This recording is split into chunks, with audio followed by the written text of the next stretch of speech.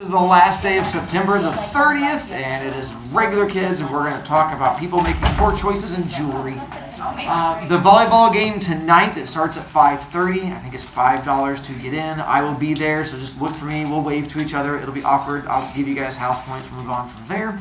I think I covered, I'll cover that here in a second. The thing tomorrow for Twins Day, I've had a number of kids contact me with worries about not having someone to twin with, and asking if they could send in a picture of them twinning with like their dog or a family member. And the answer is, yeah, if you send me that awkward picture, then I will count it. As long as you commit to whatever your weird awkward picture is, then that's fine. If you're twinning with a kid here at school tomorrow, I'm going to have to either need to see them or see a picture of them, or again, you'll be out of luck from there. If you just come by earlier in the day and you show me you and the other person, then just remind me during class. Like, hey, I showed you earlier. I'm like, oh, okay. I mean, I'm old, but I should be able to remember at least that far back into the day. Or just take a picture of them and then you can show me a picture, then we'll be good to go on there. 3 seconds. What if I bring in an example of me twinning, like 2 examples of me twinning, like one in the present and one in the past? Miles? Can I like twin with like 2 other people instead of? Who needs you want? Triplets.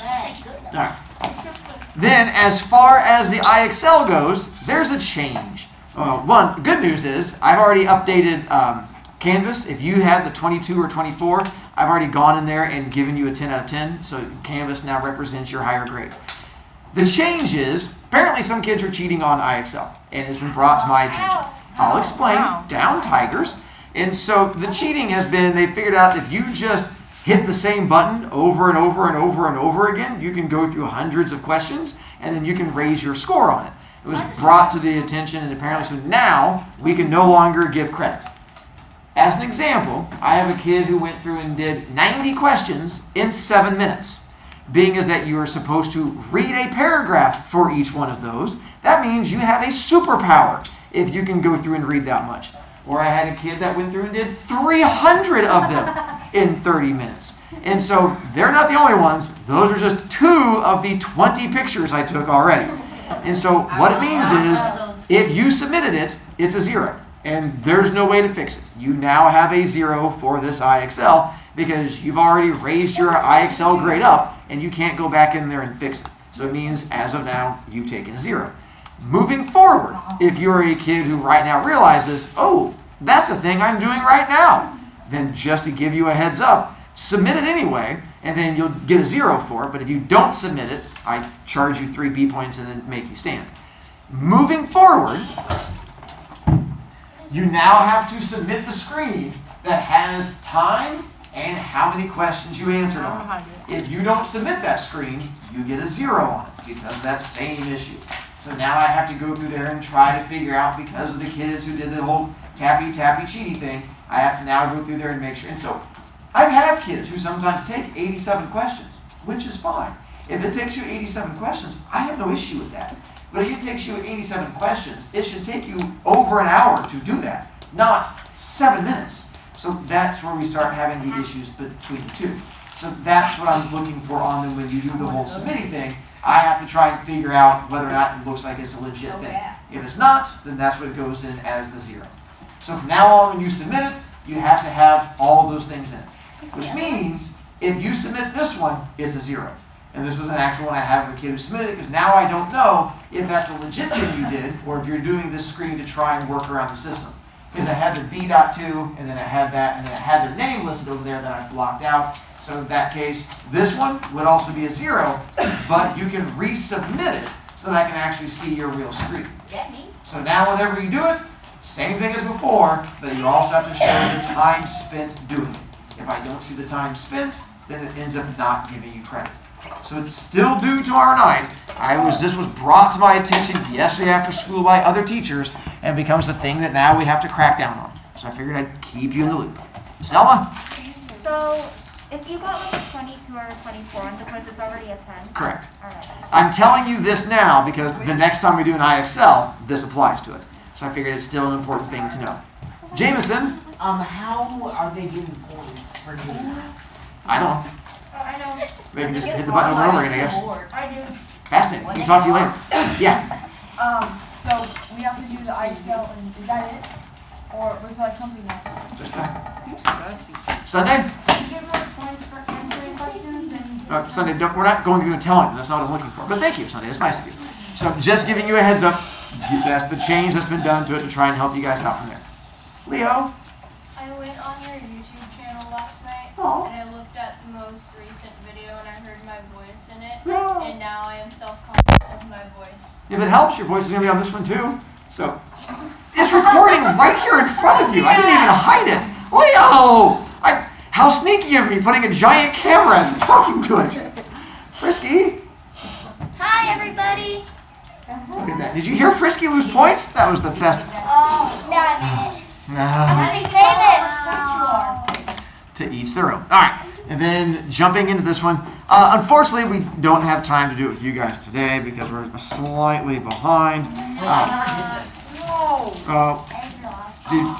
Then I apologize. I missed you. Then I Jameson. want to do it actually. Thanks for bringing it up, Jameson. All right. So then, did I explain to you guys the next round of it? Yeah. The time thing? All right. So hopefully tomorrow or Monday we'll get a chance to do it, but because we're a wee bit behind with you guys, we're going to skip it today. All right. We just got started in the necklace. And the reason I'm trying to go speedy with you is I don't want to give you homework tonight. I want to finish the story and then talk about it, and then that way you guys don't have to read it later. So that's what I was going for.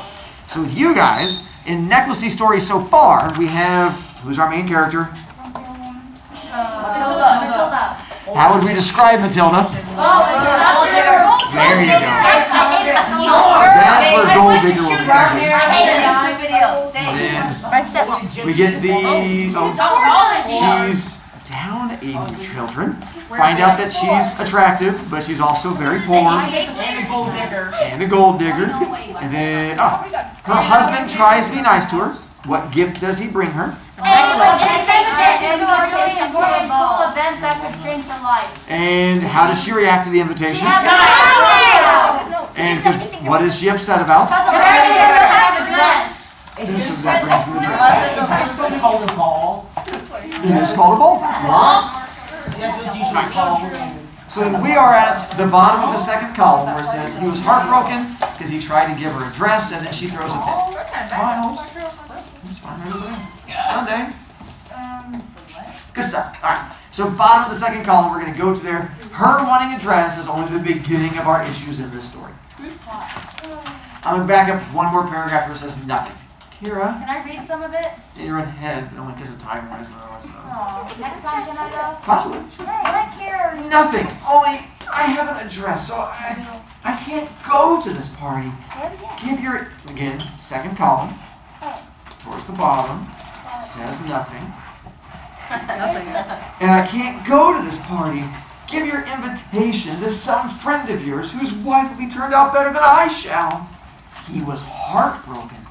Come on, look here, Matilda. All right, what would be the cost of a suitable dress, which you can use on other occasions, like something very simple? She thought for several seconds, reckoning up prices and wondering how large of a sum she could ask for without bringing upon herself an immediate refusal.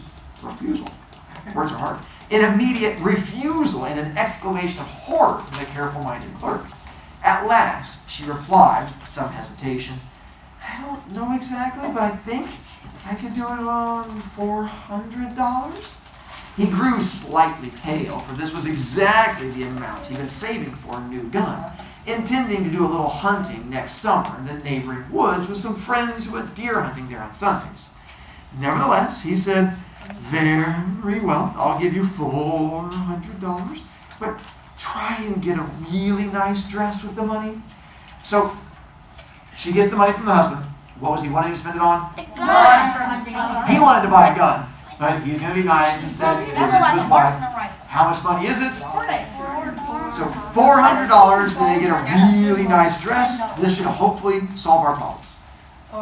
Oh The day of the party drew nearer, and Mrs. Loisel seemed sad, uneasy, and anxious. Her dress was ready, however. One evening, her husband said to her, What is the matter with you? You've been very odd for the last 3 days.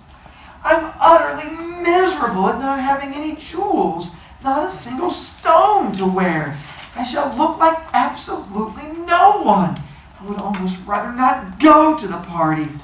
Oh, come on, we're flowers. They're very attractive at this time of the year. For $10, you can get 2 or 3 gorgeous roses. She was not convinced. No, there's nothing so humiliating as looking poor in the middle of a lot of rich women. Oh, how stupid you are. Now, then go and see Mrs. Forestier and ask her to lend you some jewels. You know her quite well enough for that. And she uttered a cry of delight. That's true! I never thought of it. And the next day, she went to see her friend and told her trouble. So, still not happy. She has a dress, but the new issue is... No, She doesn't have any jewelry. So now she wants to have jewelry. So that becomes the new issue. Sunday. Okay, this is exactly what I was gonna talk about. If I go like, and then I sit there for a few seconds, that's me like thinking, do I need to say this, or trying to remember what I was going to say. Could you please not skip me? Also, you don't need jewels because I don't have any jewels, and I'm so hot, Thank you, so Sunday. cool. The next day, she went to see her friend and told her of her trouble. Mrs. Forestier went to her dressing table, took up a large box, brought it to Mrs. Loisel, opened it, and said, "Choose one, my dear." At first, she saw some bracelets, then a pearl necklace, then a Venetian cross in gold and gems of exquisite workmanship. That's the Venetian cross. I didn't know what it was, so I had to Google a picture of it. So I figured if I had to Google it, I'd show it to you guys too. So that's what a Venetian cross looks like. Oh, that's a real picture. She tried the effect of the jewels before the mirror, hesitating, unable to make up her mind to leave them, to give them up. She kept on asking, "Haven't you anything else?" "Yes, just come on, look for yourself. I know you want." Sorry, I don't know what you would like best. Suddenly, she discovered in a black satin case a superb diamond necklace. Her heart began to beat covetously. Her hands trembled as she lifted it. She fastened it round her neck, upon her high dress, and stared in shocked wonder at the beautiful sight of herself. Got a picture of a big, expensive diamond necklace. Then, with hesitation, she asked in anguish, "Could you lend me this? Just this one alone?" "Yes, of course." She flung herself around her friend, embraced her crazily, and went away with her treasure. The day of the party arrived. Mrs. Loisel was a success. She was the prettiest woman present, elegant, graceful, smiling, quite above herself with happiness. All the men stared at her, asked her name, and wanted to be introduced to her. All the rich young bachelors were eager to waltz with her. Even the minister himself noticed her. She danced madly, enthusiastically, drunk with pleasure, with no thought for anything in the triumph of her beauty and the pride of her success, in a cloud of happiness made up of this universal worship and admiration of the desires she had aroused, of the completeness of a victory so dear to her female heart. She left about 4 o'clock in the morning.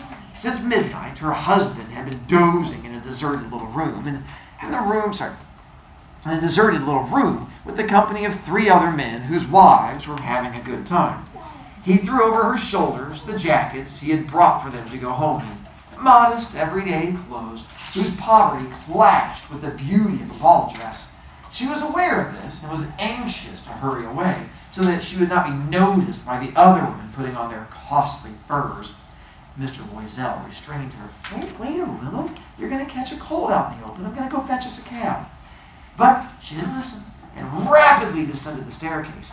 When they were out in the street, they could not find a cab. They began to look for one, shouting at the drivers whom they saw passing in the distance.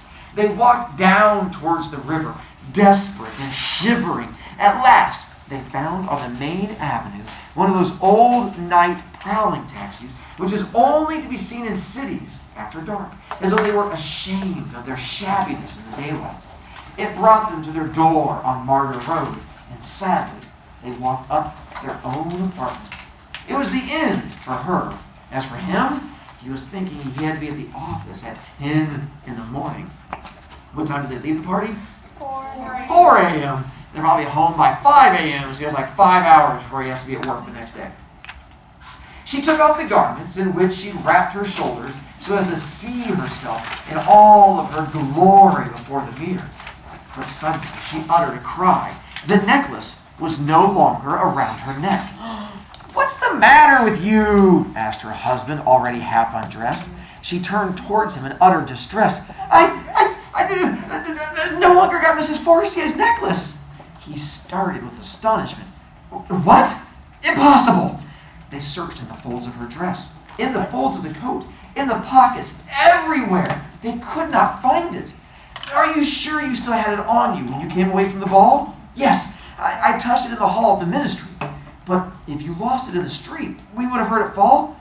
"Yeah, probably. We should, but did you take the number of the cab?" "No." "You didn't notice it, did you?" "No." They stared at one another, dumbfounded. At last, Mr. Loisel put on his clothes again. "I'm going to go over all the ground we walked, see if I can find it." And he went out. She remained in her evening clothes, lacking strength to get into bed, huddled on a chair without the ability or power of thought.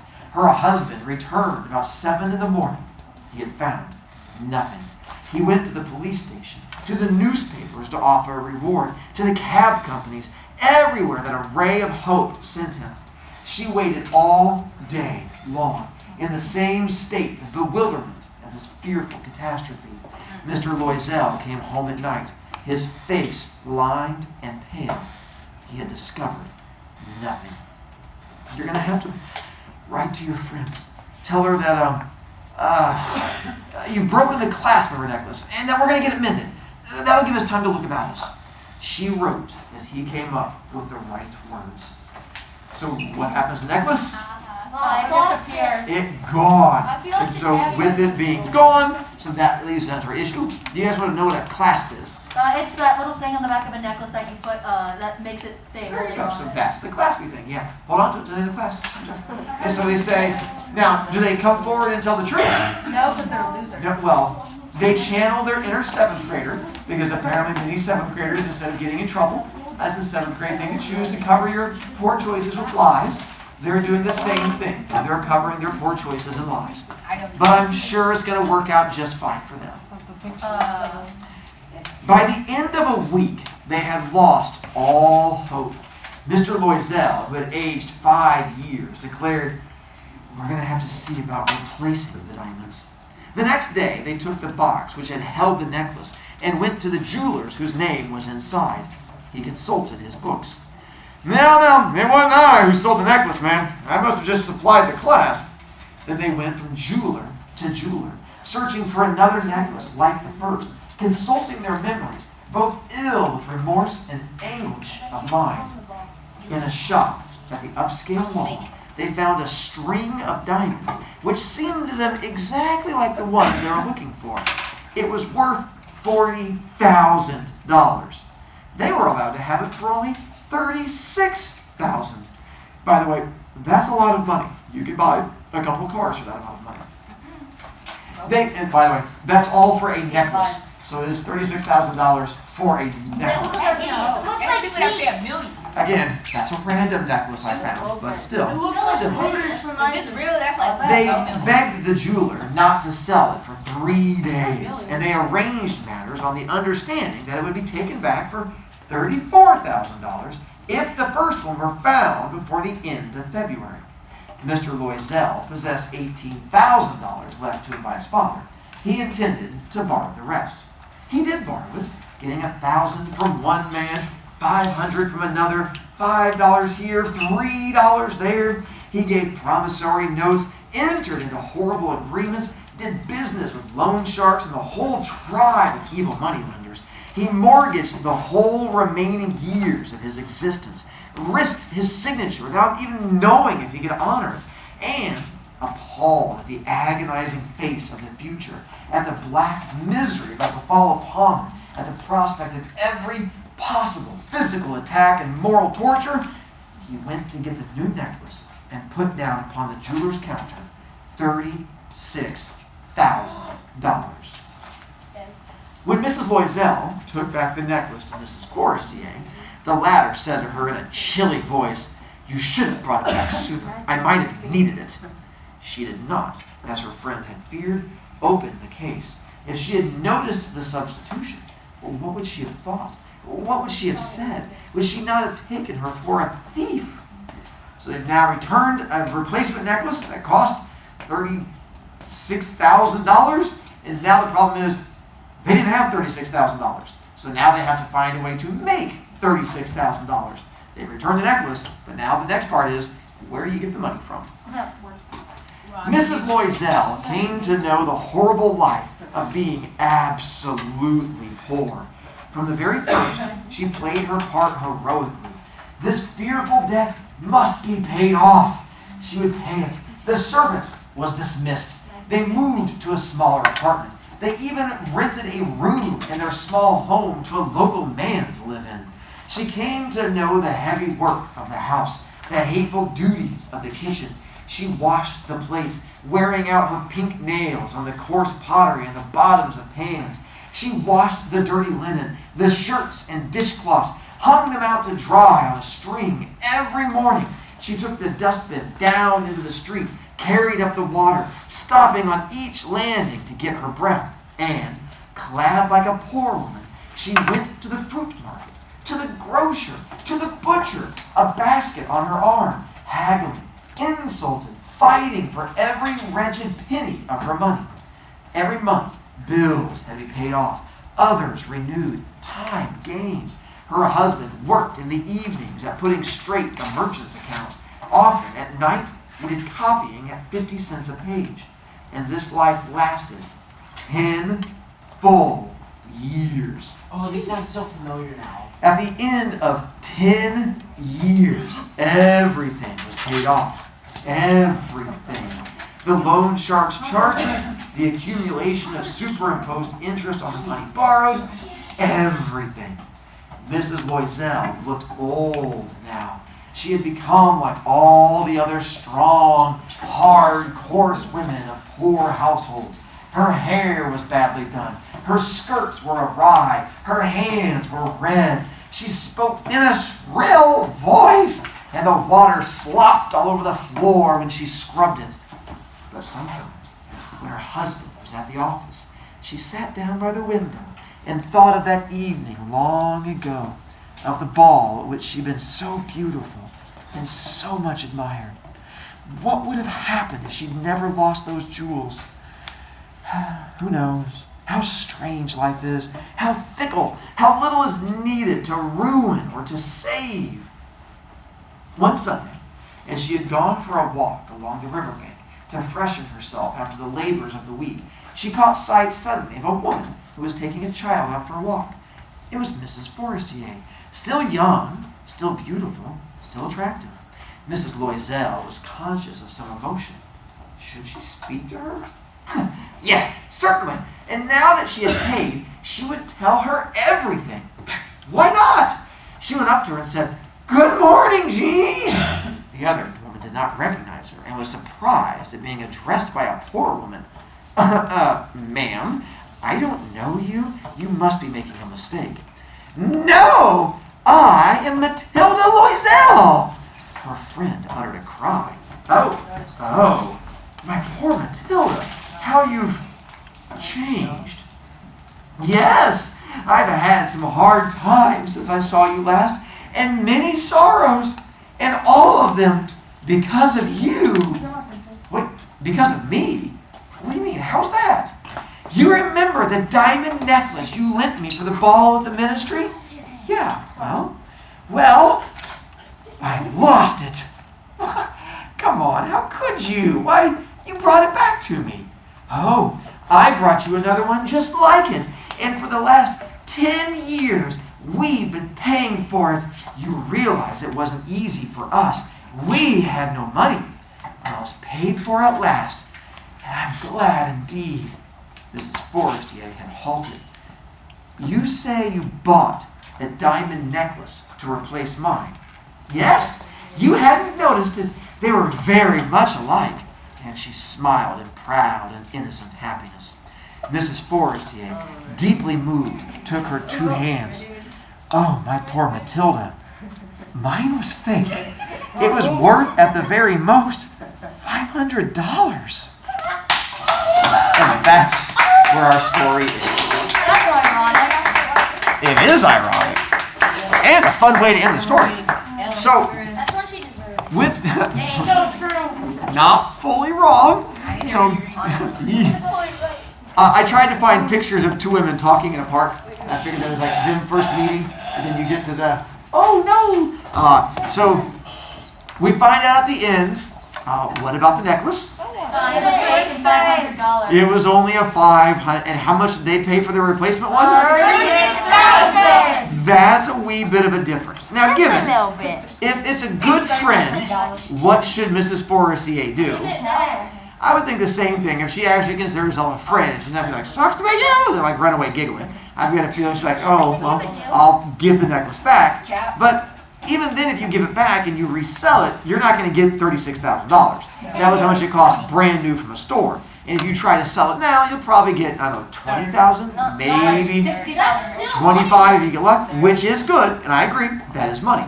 But the thing you can't get back, It's time. how long did it take them to pay it off? 10 years. 10 years. You're not going to get back the fact of 10 years and you got rid of your house and the fact that now you've aged and apparently gotten ugly and theoretically learned a lesson.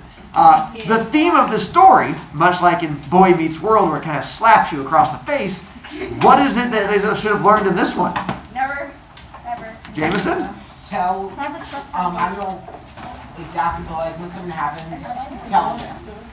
The idea of telling the truth and speaking up. If she had just gone to Mrs. Forestier at the very beginning and been like, hey, I'm sorry, I lost the necklace, and be like, oh, it's $500. You're irresponsible. But it would have been so much better than losing 10 years of your life paying a thing back. And there is irony at the end. Because who owns the fake necklace? Miss Ford. The rich person. Who owns the really expensive necklace? The poor. So it becomes your irony at the end. The rich woman owned the cheap necklace, and the poor woman ended up buying the expensive necklace. Dev, She could have bought a fake one. who could have bought a fake one? The Matilda. She could have. I mean, she didn't. I mean, I would think she was afraid if she returned a fake one, then if it was a real necklace, and then she returns it with a fake necklace, then you get accused of like thievery, and like if it was that way, then you could go to jail for like stealing a $36,000 necklace. So she didn't know it was fake, so she didn't know to do that. Ryan, that's how you don't get your backpack back. Is at the end of class, you have to give me that handout in order to get your backpack. If the handout's gone, you don't get your backpack. That's called learning. Character-wise, we have 3 characters in the story. Them being Matilda, the rich girl, and the father. But the rich girl also. Let me take a picture for a quick. but the kid never does anything, so I would not count the kid as one of them. And Matilda, you've already described her. How would you describe Mr. Loisel? Nice, cool, American. I'm for patient. He does seem to be kind. I mean, he probably puts up with his wife. Mrs. Forestier? rich woman. I'll take that. Ooh. For the win, I'm going to skip this. Let's do, what time of year? And they do tell you what time of year it is. Oh my god. That's what year? I said what time of year? As in season. Fall? Where's your evidence it's winter or fall? Because it's raining outside. No, because he said returning by January. It's autumn. Christmas. Talks about returning it by February, and the party happened in January. Because it was By cold tomorrow, outside. make sure you have read, hi kids who are standing up that I can see right in front of me. Read story by tomorrow. So you're good to go on that one. The yellow sheet that you have in front of you, that is your 9-week assessment. Do not lose it. I will answer questions tomorrow. Now run away.